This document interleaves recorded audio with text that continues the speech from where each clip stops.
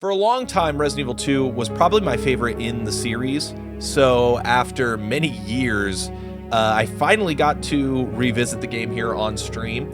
If you want to watch the VOD, it's available in the live tab.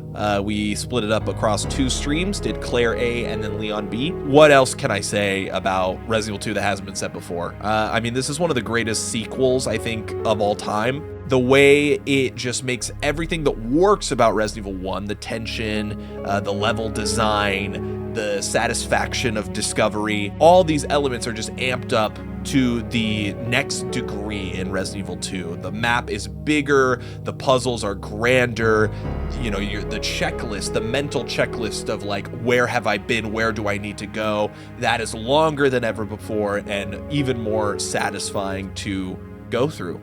Resident Evil 2 is split between, you could say 4 playthroughs or 2 playthroughs. There is Claire A to Leon B, and then there's Leon A to Claire B. The paths are pretty similar for each one. Like, you're kind of hitting all the main sections in the 2As and in the 2B runs. But the main like adversary and the characters you interact with and the puzzle solving, like all these aspects are actually like different depending on which one you do, which is why I genuinely consider just playing through it a third and fourth time. But it just didn't really work with the schedule. But that just goes to show how much fun this game is, that like even immediately after 2 streams and playing it for 7+ hours across both those runs, that I immediately wanted to hop in and say like, let's do some more, let's go even deeper, let's see how much bigger this can get. I think the main issues, quote unquote, that someone may have with the first Resident Evil, aside from maybe the tank control gameplay aspect, is the zombies are very stupid and they're very easy to navigate around, which is still the case in Resident Evil 2, but Resident Evil 2 tries to solve that by saying, oh, where there might have been 3 zombies, now there's 6. So there's a lot more chaos when you try to just simply run around an area like that.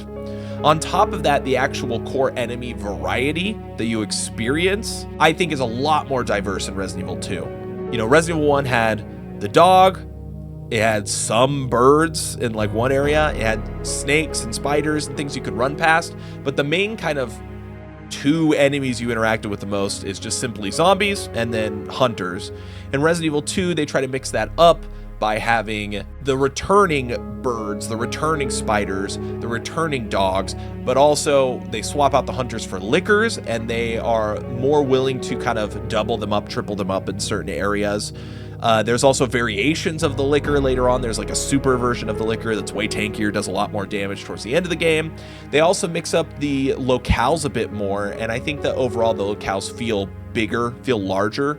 Even the shack in Resident Evil 1, which I think is a more sizable area for that game, it's still really just like 4 rooms and 2 hallways, when you think about it. And then there's the underground section where you solve one puzzle and it's just one big room with 2 doors. I think that still is kind of in effect in Resident Evil 2. I mean, the precinct itself is so like awesome to explore, and it just feels like a much larger mansion, much more interactable mansion. But the later zones, like the lab, are pretty, bare bones as far as just being like 2 hallways, a couple doors. That's kind of it for the area, The soundtrack in this game is like insane to me. Like, I just think Resident Evil 2 soundtrack is maybe one of the most iconic that I've ever gotten to listen to, ever gotten to experience. It's just like every track holds up so well. There's so much ambiance and atmosphere brought by the soundtrack that actually makes the game unnerving, even if you're dealing with a lot of slow, stupid zombies a lot of the time. There are times where like a jump scare probably wouldn't have got me, but because that music is the thing that I'm like listening to, and it puts me in like that kind of focus state, when the music really like gets cut off by some big boom, it can get to you. It can make you genuinely jump. Another big issue with Resident Evil 1 that obviously everyone is aware of is the voice acting, right? The voice acting has never been credited for one of the big reasons that people stuck with the series or stayed around with it, I think that the voice acting in Resident Evil 2, while it's not like tremendous by any means, it's a lot more passable, and it's overall fine. There's still some awkward deliveries that, may make you wonder what the heck's going on. But for the most part, I would say that the characters are actually pretty okay on the performance side, and the story actually does feel like it has a bit more weight rather than the campy goofiness of the first Resident Evil. Leon and Claire just feel a little bit more fleshed out than Jill and Chris. Jill and Chris are kind of nothing characters in the first game, and then they get expanded on, later on, and obviously with the remake. In that first game, they're kind of just, things that you pilot, they're almost like Gundams. They don't really have a personality of their own. You just need to move them around the area. So the fact that the Claire and Leon actually have some personalities. Ada, Sherry is just, like a cute little girl that you want to protect, right? This, I think, better conveys the seriousness of the story, right? So that's like a big advantage RE2 has over the original RE1, is that it's not only is it bigger and it's bolder and it's more action packed. There's more weapons, there's more upgrades, there's different types of scenarios you might get put in when you walk through a door. The boss fights are a lot more aggressive. The Tyrant fight at the end of Leon B was like, I was like surprised. He was like so aggressive, got in my face, hit me with a combo attack. These, even though you still have the problem, you could say, of like, if you know what you're doing and know where you're going, like you can definitely make it to the end of the game with way more ammo than you would ever need. Even in that scenario, there's still the situation where the bosses are aggressive enough to where, like, oh, if I wasn't paying attention to my health going in, like, he could have just killed me right then and there because it was so fast, so aggressive. And not to say that the game is, like, completely empty of camp. There's still the aspect that, like, when Annette dies, she hands you this fully written out memo that she just had on her person. And the same thing happens when Ben dies as well in Leon's run.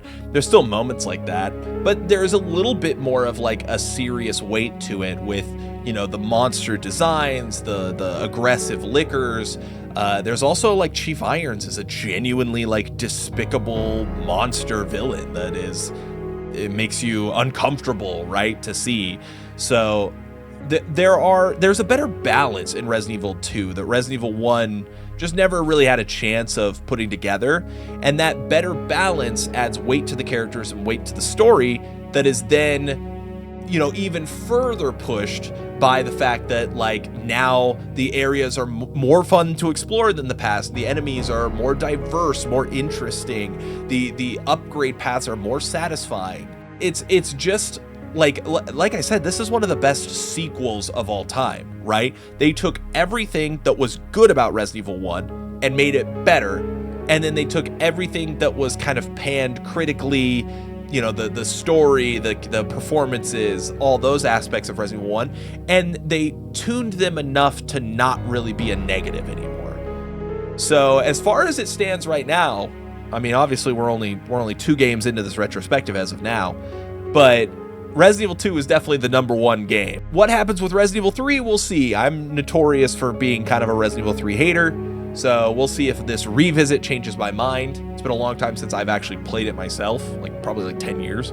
I'm excited to get to RE3 and give it a new chance with a fresh set of eyes. But man, is RE2 just like a tremendous game. It still holds up. I understand that people don't like tank controls, but the game just feels like once you get used to them, it is really not an issue. I don't think about the control scheme much at all. And the stiffness of your character is actually really important to adding a sense of tense suspense to a fight. Like, being so intentional about your movements and, having to decide whether you're going to fight back or run. Those are things that make Resident Evil's gameplay very unique. And the farther we've strayed from that, the more I've kind of, been a little iffier on the gameplay. Like, I would rather play Resident Evil 2 than I would RE7, because of the first person aspect, the monster designs and the way they fight, especially in the back half of the game, is more tedious. But we'll get to Resident Evil 7 later in the future. We'll talk plenty about it. But that's an aspect that I actually like. I like that the game is stiff. I like that I have to choose between taking hits. I could do with Resident Evil 1 and 2 being a little bit harder. Resident Evil 2 did have a hard difficulty that I unlocked after finishing it that I don't know if I've ever actually played. So maybe that's something we could revisit in the future. But on its normal difficulty, I had a death or two pop up. Wasn't very often. Pretty sure I only died once in Resident Evil 1 in between the 2 playthroughs. And I'm pretty sure I only died once in Resident Evil 2 between the 2 playthroughs. So we still need to see that difficulty take a jump. Mr. X as like a pursuer was really interesting, and obviously they're going to expand on that with Nemesis. I do like my complaint with this pursuer system that they kind of have with Mr. X is that it's almost never like, it never makes sense to run away, right? Like Mr. X does not have so much defense that you like actually are using a ton of your resources to take him down. And almost every single time I took him down, it was like a net positive to have taken him down and then get whatever the reward was.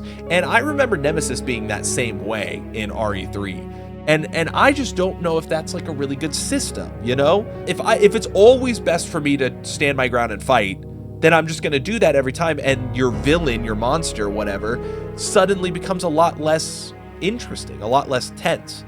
So that was my issue. Mr. X kind of makes up for it because at the end he actually is a very aggressive threat, which was interesting. I just don't know that a character can like hold on to that, you know? Like I don't want it.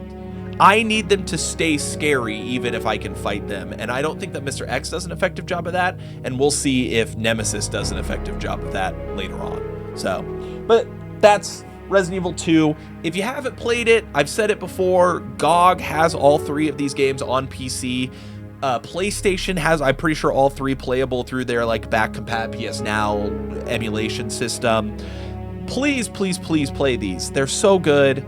They hold up really, really well, actually. If you get used to the tank controls, if you give it 20 to 30 minutes for you to actually acclimate to the controls, it is worth the effort. Please play them. Soundtrack's gorgeous. The games are fun. These locales are fun. The puzzle solving is fun. The exploration is fun. They hold up really well.